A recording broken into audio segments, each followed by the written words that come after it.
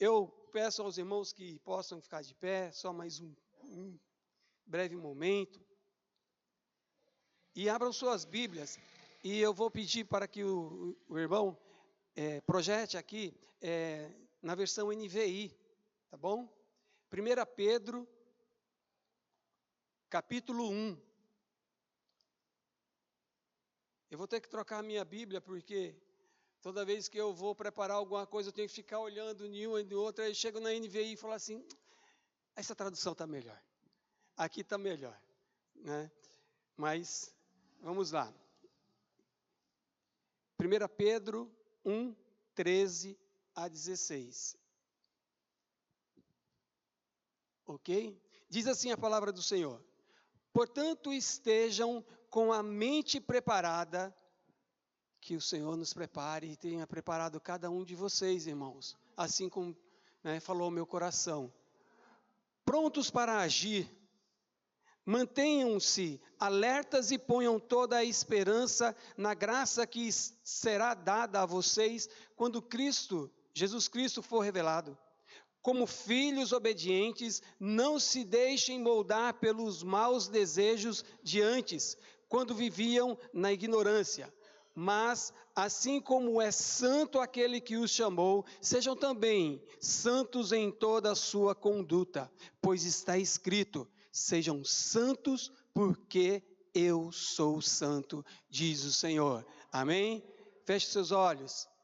Deus maravilhoso, Pai, nos colocamos nessa manhã diante de Ti, Senhor, para Te agradecer pelo Teu amor, pelo Teu cuidado, ó Senhor. Queremos agradecer e Te louvar, Senhor, por essa grandeza Tua. Ó Deus, o Senhor que nos tem sustentado, ó Pai. Agora, Senhor, também queremos, Senhor, também com adoração e com louvor a Ti, apresentar, Senhor, as nossas vidas, ó Pai. Porque nós sabemos que os dias são maus, ó Pai, e que precisamos, ó Pai amado, precisamos da Tua ajuda, do revestimento do Teu Santo Espírito, para continuarmos em Tua presença a cada dia. Ó Deus, abençoe o Teu povo que aqui se encontra, ó Pai, que Tua palavra venha impactar as nossas vidas, que venha falar aos nossos corações, que venha, ó Senhor, nos lembrar daquele dia, ó Senhor, em que nós nos colocamos, ó Pai, diante de Ti e entregamos a nossa vida, ó Pai. Ó Deus, traz a memória, tudo aquilo, ó Senhor, que nos dá esperança. Em nome de Jesus que eu oro e agradeço. Amém. Podeis assentar, irmãos. Eu, lendo e meditando na palavra do Senhor, me preparando para esse dia, e toda vez que falam para mim, Paulo, você vai pregar tal dia, eu já começo a tremer, a me preocupar, porque eu sei as minhas limitações, eu sei, e cada um de nós devemos saber as nossas limitações, para podermos estarmos diante dos irmãos, porque antes de estar também diante dos irmãos, eu tenho que estar diante de Deus, e Ele, eu não consigo enganar. Eu não consigo fazer meia. Os irmãos até consigam enganar. Mas o Senhor não consigo. E aí então, eu meditando nessa palavra, o Senhor me deu algumas coisas assim maravilhosas. E eu agradeci muito, sabe? Eu descobri, claro que eu já sabia algumas coisas, mas Ele me chamou bastante a atenção.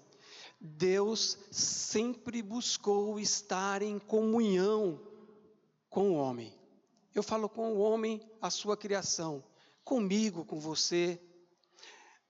E a gente vê um exemplo disso lá, já quando Ele fez o paraíso, quando Ele colocou Adão e Eva lá no paraíso. Olha só, Ele buscava todos os dias a comunhão com Adão. Ele ia, a palavra diz que Ele ia passear no jardim, ia bater um papo, ia conversar com Adão e Eva. Ele buscava essa comunhão próxima. Mas aí veio o pecado. E aí o pecado modificou tudo. Quebrou a relação de Deus com o homem. E aí os irmãos sabem o que vai acontecer um pouquinho aí ao longo da história. E o mesmo está acontecendo com o povo de Israel também, nessa leitura que nós fizemos de 1 Pedro. O Senhor né, vai buscando essa comunhão ao longo do tempo. E aí a gente tem uma outra passagem que mostra bem esse momento de aproximação de Deus, de que Deus quer resgatar esse relacionamento entre ele e o homem. Quando o povo, então, depois de 400 anos de escravidão no Egito, agora retornando para a terra prometida, guiados por Moisés, né, Deus então passa a instruir, a orientar a Moisés e a Arão, para que o povo pudesse se aproximar dele também, pudesse ter novamente aquela relação, aquela comunhão. Só que essa relação que já existia entre Deus e Moisés, ele quer passar para o povo, e ela vem seguida de uma série de leis.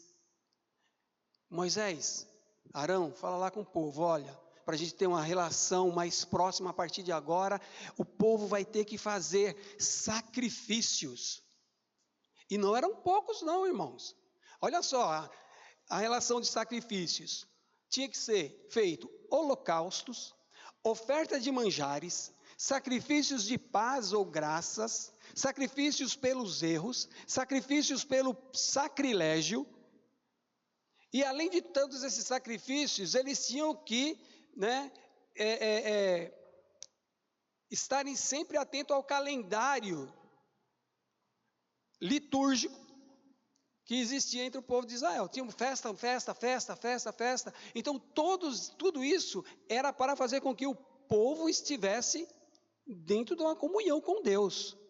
Glória a Deus que Jesus Cristo veio e acabou com tudo isso, né? Imagina, a gente não consegue comprar 1 quilo de acém mais no mercado, imagina sacrifício, holocausto de carneiros, de bois, né, de pombinho, porque tinha gente que não tinha grana, eu ia só matar pombinha, ia pegar lá na chácara, um monte de arapuca e ia viver matando pombinho. Então, graças a Deus, glória a Deus, porque não precisamos ter mais essas questões litúrgicas, esse monte de sacrifícios. O Senhor Jesus Cristo já fez por tudo isso.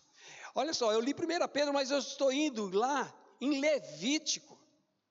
É em Levítico que está falando sobre isso, né?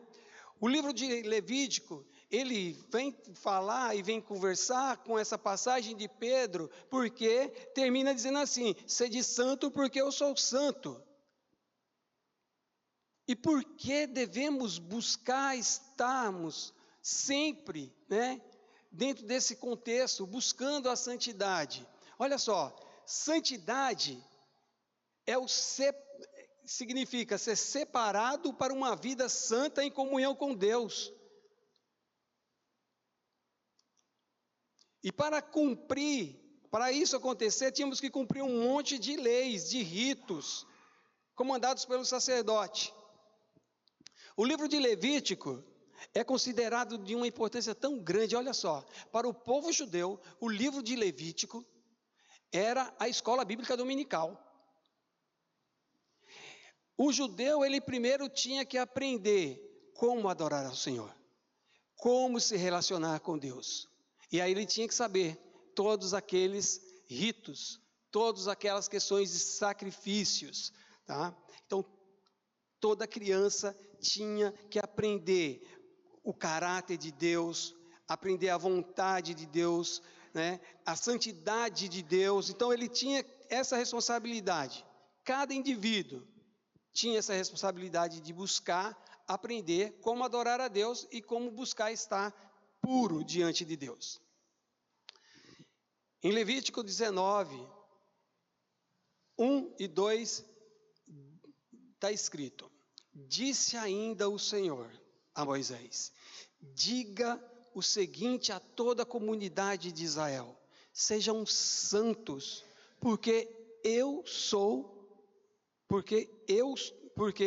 Senhor, o Deus de vocês, sou santo. É isso que está escrito lá em Levítico. E olha só, Pedro, judeu, né? A palavra diz que ele não era uma pessoa muito letrada, não. Mas, como todo judeu, ele aprendeu desde cedo a conhecer, né, que Deus é santo e que o que ele deveria fazer para poder estar tendo essa condição de estar diante de Deus. Ele conhecia a palavra. Agora então, depois de certa idade, porque 1 Pedro é escrito já no cárcere, ele está preso em Roma, próximo de ser executado. E aí, com toda a sua experiência, chega a ele notícias do que estava acontecendo lá com os irmãos na Ásia Menor. Os irmãos estão me ouvindo bem aí? Tá? Porque a minha esposa fez um sinalzinho assim, eu não sei o que foi. É que eu tiro o microfone e some a voz.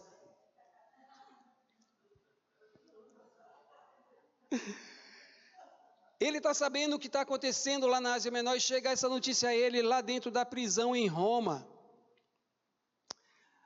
E aí ele fica sabendo que o que está acontecendo lá já aconteceu no passado. Por isso que é bom ler a Bíblia, irmãos. A gente olha, eu já vi isso. E aí você começa a se municiar, a guardar, munição, para poder então saber lutar com o inimigo. É por isso, Pedro então, ele está aqui, recebendo essa notícia, e aí fala para o povo lá, pois está escrito, sejam santos porque eu sou santo. E o que é ser santo? No hebraico a palavra santo é kadosh, não é verdade? A irmã ali conhece bastante o hebraico. É kadosh. E a palavra kadosh não é simplesmente ser santo, ela tem outros significados, a palavra kadosh. Além de santo, ela é designada a sagrado, ao que é separado para Deus, o que é limpo, moral ou cerimonialmente puro. Isso significa a palavra kadosh. Então, quando Pedro ele está falando isso para o povo, ele não fala simplesmente, seja santo, seja separado.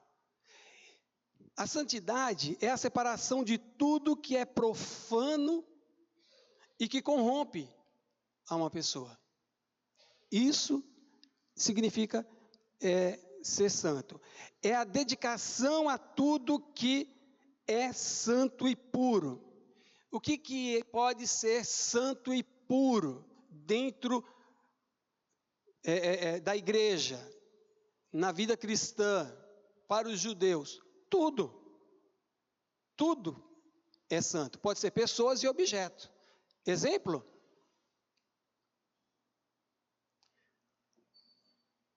O óleo. Irmãos, isso aqui não é uma brincadeira. Às vezes as pessoas falam assim, vem cá, vai me ungir, ora aqui por mim. Isso daqui não é brincadeira. A pessoa que vai manusear esse óleo, ele tem que ter um comprometimento, uma proximidade com Deus, uma relação com o Senhor muito séria. Porque esse óleo é santo. Por que esse óleo é santo?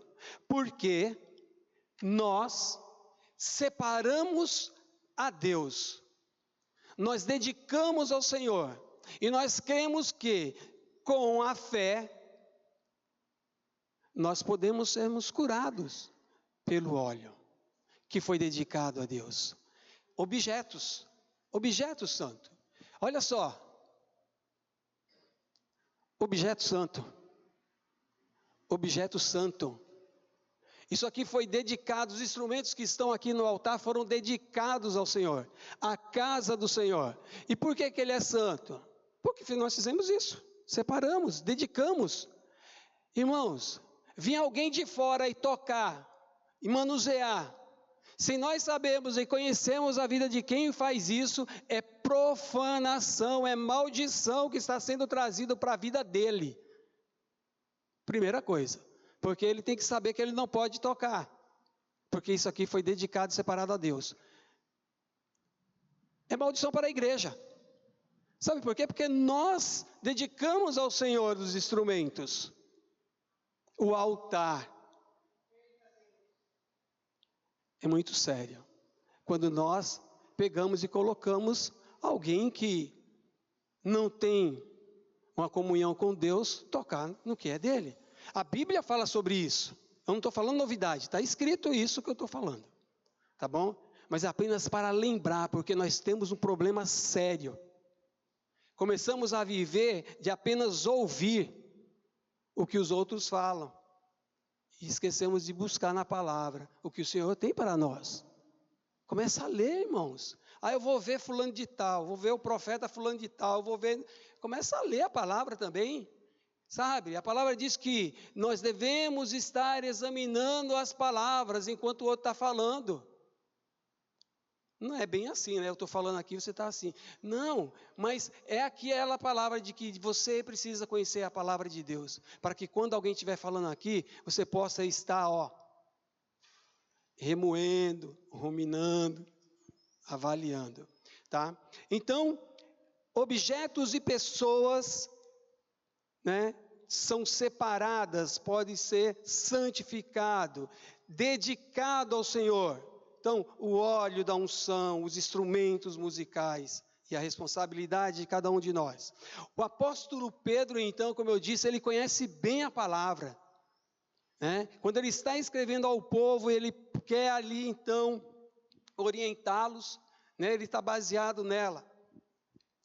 Ele era judeu, como eu disse, conhecia muito bem a história, e agora então cheio do Espírito Santo, inspirado pelo Espírito Santo, ele então escreve a sua carta e faz esse traçado, desse paralelo aí entre o momento atual, pelo qual o povo judeu estava passando, o povo judeu não, o povo cristão estava passando, e o que o povo judeu passou lá no passado. E lá em Levítico, olha só, o pessoal estava sendo perseguido. Os crentes que haviam se convertido lá na Ásia Menor, aquela região toda, né, onde hoje é a Turquia, Síria, Israel, né, Ásia Menor. Os cristãos ali, sobretudo da região central da Ásia Menor, estavam sendo perseguidos. E por que eles estavam sendo perseguidos? Estavam sendo perseguidos por conta da transformação que Cristo fez em suas vidas. A forma que eles viviam, agora está totalmente diferente de como eles viviam. E como é que eles viviam? Eles viviam na obscenidade, na bebedeira, na idolatria. Antes de você conhecer a Cristo, como é que você vivia? Então ele está chamando a atenção, como é que você vivia antes de servir a Cristo? Você tinha bastante amigos, né? A galera de repente te chamava mais para um churrasco, porque tinha uma cervejinha, tinha um negocinho lá, né? De repente você ia para os bailão, você tinha mais amigos lá, tinha farra. Eu tenho um irmão que fala que quando ele era mais jovem, ele vivia só no... Não é não, Carlão? Carlão aqui só, irmão, quer conhecer a vida desse irmão? Conversa com ele, o que Deus fez na vida dele, o que Deus transformou, sabe?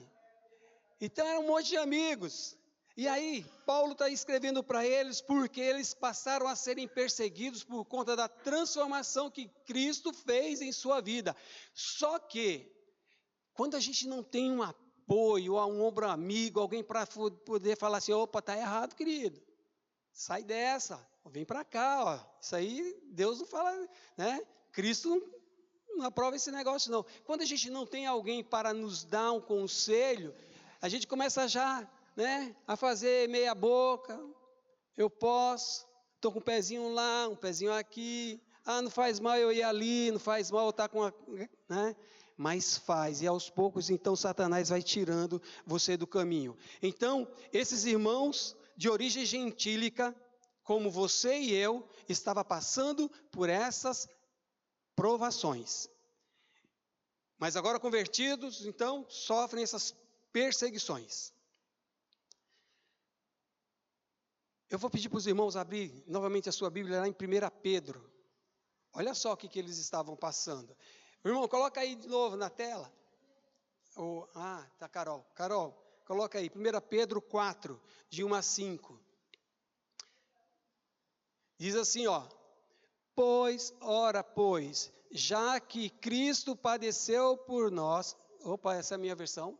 Portanto, uma vez que Cristo sofreu no corpo, amem-se vocês também do mesmo pensamento, pois aquele que sofreu no corpo guardou-se do pecado. O que diz mais? Para que no tempo que resta a vocês, não vivam mais para satisfazer os maus desejos humanos, mas sim para fazer a vontade de Deus. Porque no passado vocês já gastaram tempo suficiente fazendo o que agrada aos pagãos. Naquele tempo vocês viviam na devassidão, nos maus desejos, nas bebedeiras, nas orgias, nas farras, na idolatria, que é repugnante. Eles acham estranho, olha só quem acha estranho, os amigos. Eles acham estranho que vocês não se juntem a eles na mesma libertinagem excessiva. Por isso, os insultam. Perseguidos eles eram, perseguidos. Contudo, eles terão que prestar contas àquele que está pronto para julgar os vivos e os mortos. Queridos, deixa eles para lá, eles vão pagar a conta, não busca você não, está pagando dívida dos outros, sabe? Às vezes a gente quer se meter em coisas que não nos convém se metermos, né? Tem gente que está com um monte de problema, com um monte de coisa e procura você, ó, não se mete, fala assim, tá bom, vou orar a Deus por você, e pronto. Faz a sua parte, orar a Deus. Não vai se meter As pessoas às vezes cavam um buraco, tá se atolando e quer que você dê a mão e te puxar para lá, junto com ele. Então, eles irão pagar. Dá de ombro, não aceita a provocação, tá? A perseguição vem e virá. Então, Pedro aqui, nessa carta, ele busca encorajar, orientar, estimular os irmãos a encararem a oposição do mundo, as perseguições, e também para ficarem atentos a falsos mestres, a ensinamentos que existe igreja para tudo, né?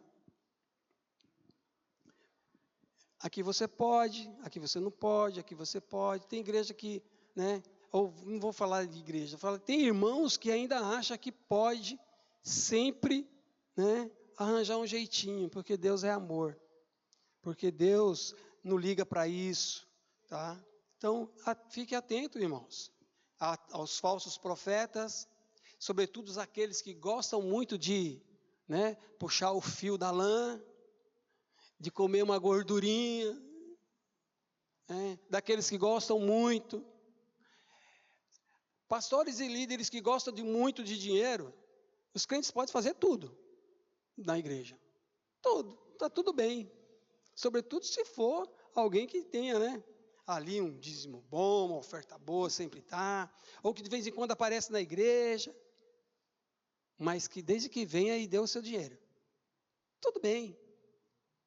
Cadê aquelas igrejas na qual, irmão, você não veio domingo? Ontem a Beth não veio no chá das mulheres. Falei assim, o que é isso, Beth? Está faltando tu aqui, mulher.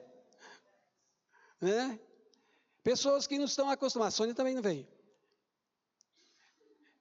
Então, pessoas que estão acostumadas a serem cobradas, porque eu não vim.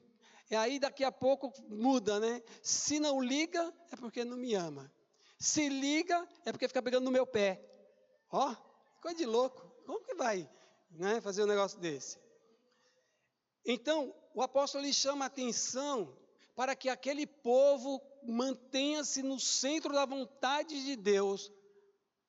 Ele chama a atenção para que o povo se mantenha na fidelidade na doutrina que os apóstolos tinham ensinado a eles.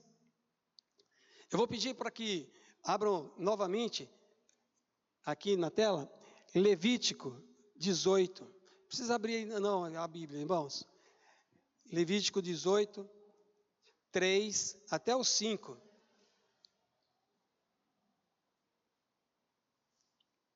Olha só, aquele povo estava saindo de 400 anos e agora libertos, estão indo para a terra prometida, tudo estragado.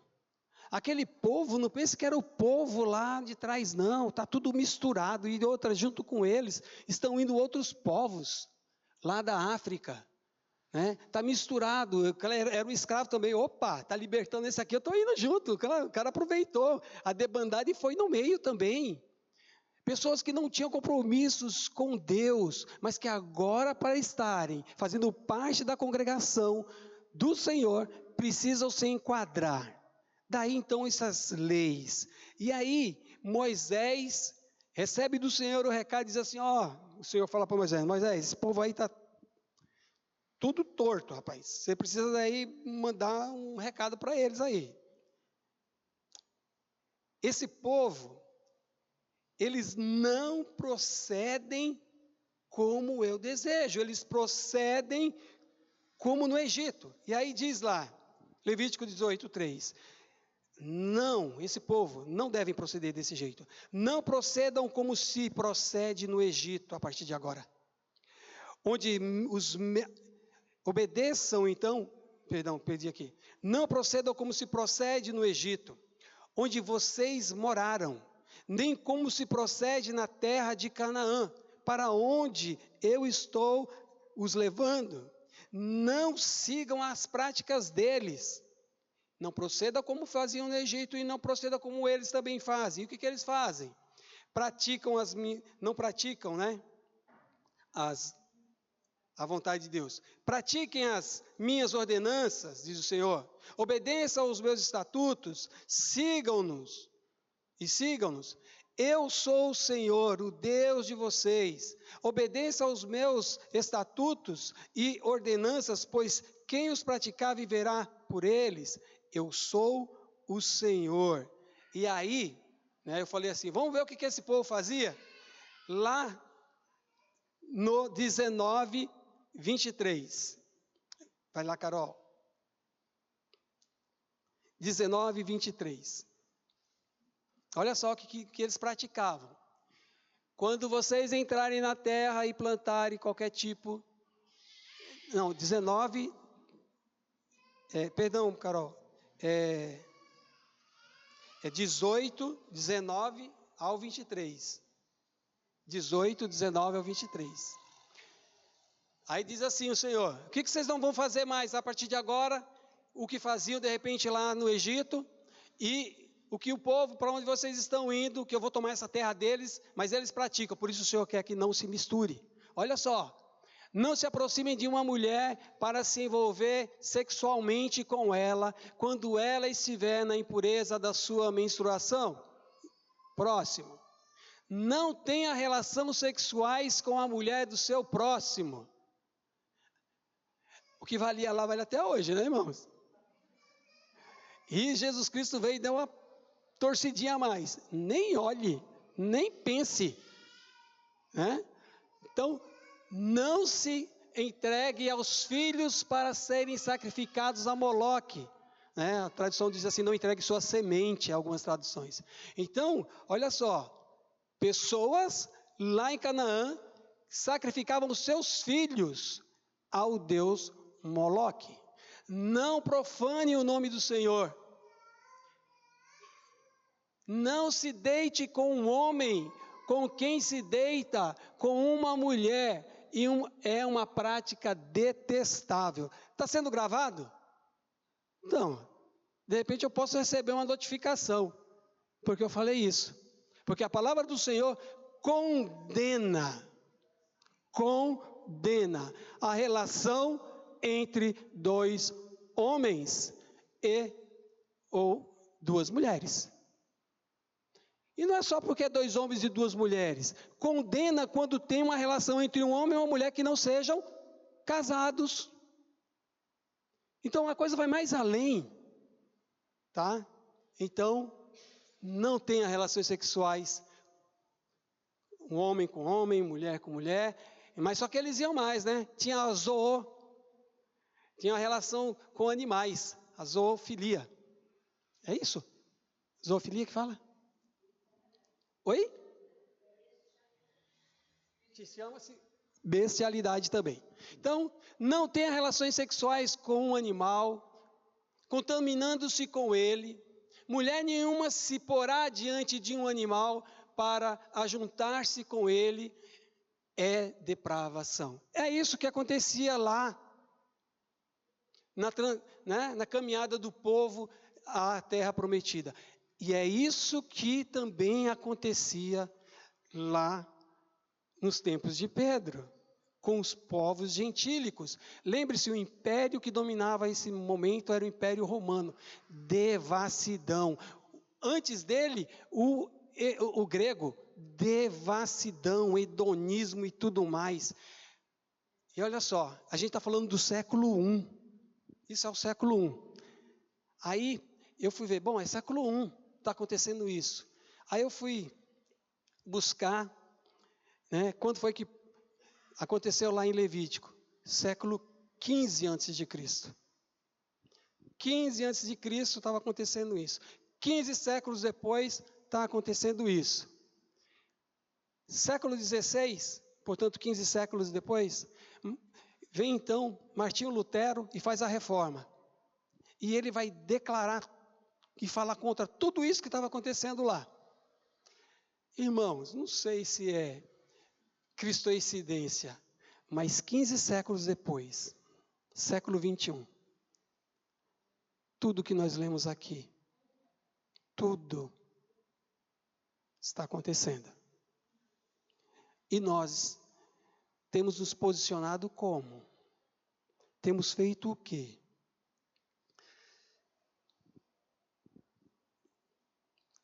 Não é fácil. E agora, veja só. O Evangelho tem chegado no século XXI a lugares que nunca antes chegou. Todos os lugares do planeta têm chegado a palavra de Deus. Glória a Deus por isso. Tá? Os povos estão conhecendo e se entregando a Jesus Cristo. Mas o inimigo tem se levantado de múltiplas formas. Cristãos sendo presos, torturados, mortos todos os dias. Ou você não está sabendo o que está acontecendo? Você não está sabendo que tem cristãos sendo mortos, trucidados, famílias inteiras? Irmãos, a internet serve para outras coisas também, sobretudo para ser bênção na vida dos cristãos. Não é só o Islã que faz isso no continente africano, no Oriente Médio, na Ásia Menor, isso nos nossos dias.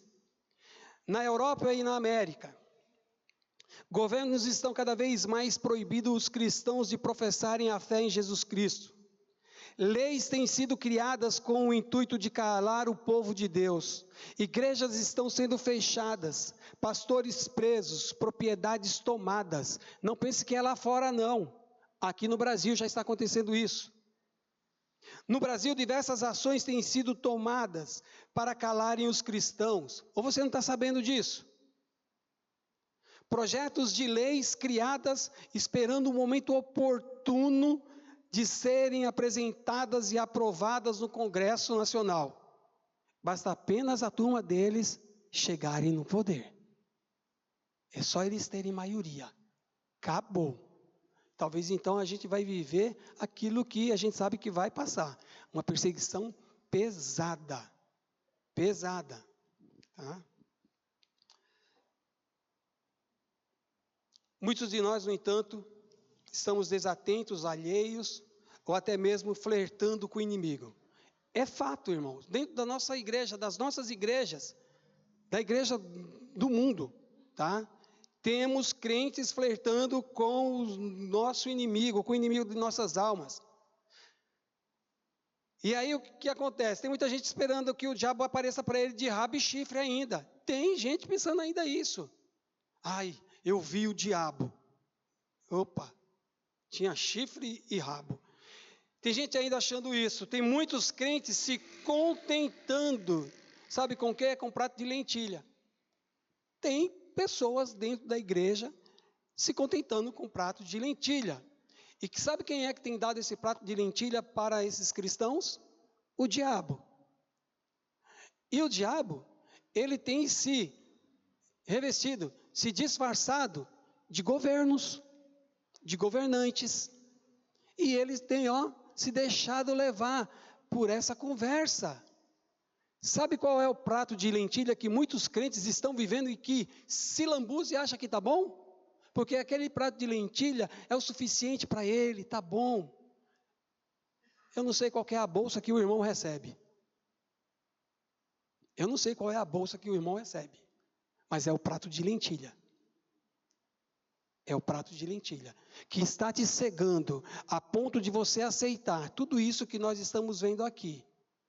E que eles estão cada vez mais propensos a acabarem conosco. Acabar com nossa liberdade. A Bíblia diz, irmãos, que fomos resgatados do inferno. Olha só, Jesus Cristo, Ele nos resgatou. Sabe o que significa ser resgatado ou o que é resgate? Resgate é você ter de volta aquilo que já era seu, irmão. Nós já pertencíamos a Cristo, nós já pertencíamos ao Senhor, mas o diabo foi lá e levou para as garras dele, e agora Cristo Jesus vem e nos resgata das mãos de Satanás. Glória a Deus. E não foi ouro e prata, porque quem sequestra, quem toma, quer dinheiro, quer ouro, prata, dólar, seja lá o que for. O Satanás não queria nem ouro nem prata da parte do Senhor. Sabe por quê? Porque Satanás não precisa nem de ouro nem prata, porque ele é rico, ele tem também o tanto que ele quiser.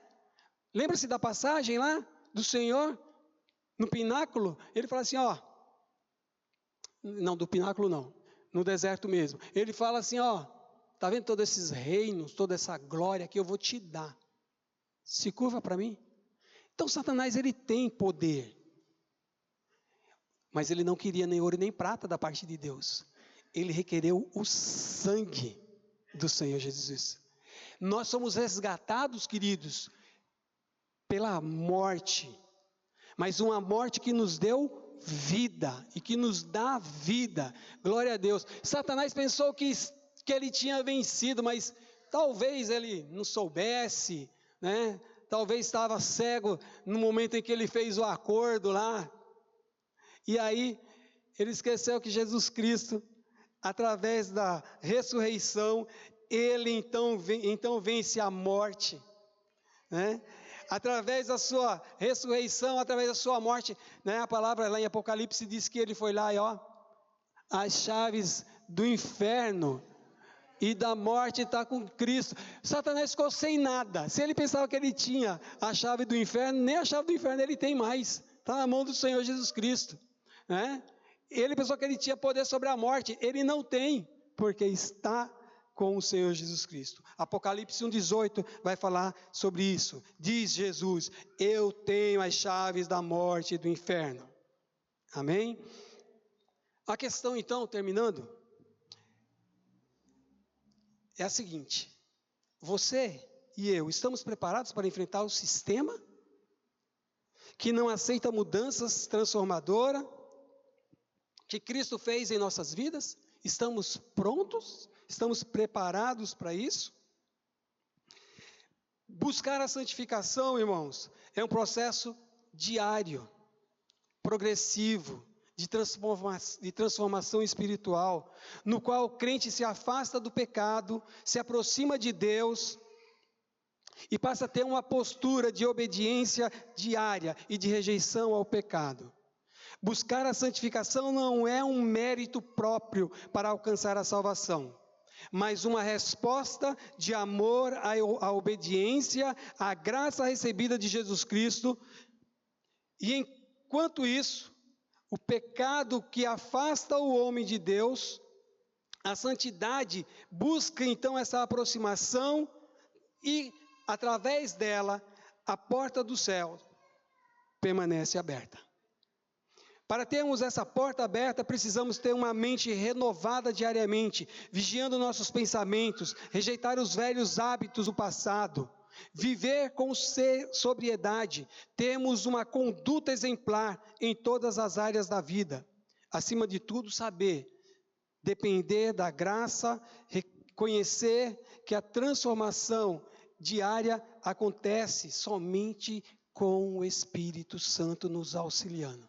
Amém? Fica de pé, queridos. Que o Senhor possa ter falado ao seu coração e que você possa meditar em 1 Pedro.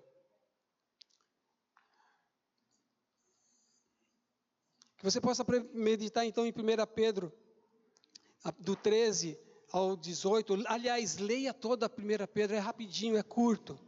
Que o Senhor vai falar grandemente ao seu coração. Se prepare, se santifique, se separe. Amém? Ó Deus maravilhoso, te agradecemos, ó Pai. Eu quero te pedir, Senhor, em nome de Jesus, que o Senhor possa estar, ó Pai, abrindo a mente, os olhos espirituais do teu povo que é aqui, ó Pai, está presente nessa manhã. Que possamos sentir novamente o primeiro amor, ó Pai. Que possamos, ó Senhor, nos achegar mais a Ti, Senhor amado. Ó Deus, sabemos que precisamos renovar a nossa mente diariamente. Que o Teu Santo Espírito, ó Pai, nos ajude, ó Senhor, a estar nos renovando. Ó Deus, que possamos ter uma semana abençoada. Que o Senhor possa estar, Senhor, nos mostrando e nos amando cada vez mais, ó Senhor. Não desiste, ó Pai, de mim, não desiste do teu povo, ó Senhor. Fortalece-nos, ó Pai, que nós possamos tomar as decisões corretas, ó Pai. Em nome de Jesus, oro e agradeço. Amém. Louvado seja o Senhor. Podeis assentar, irmãos.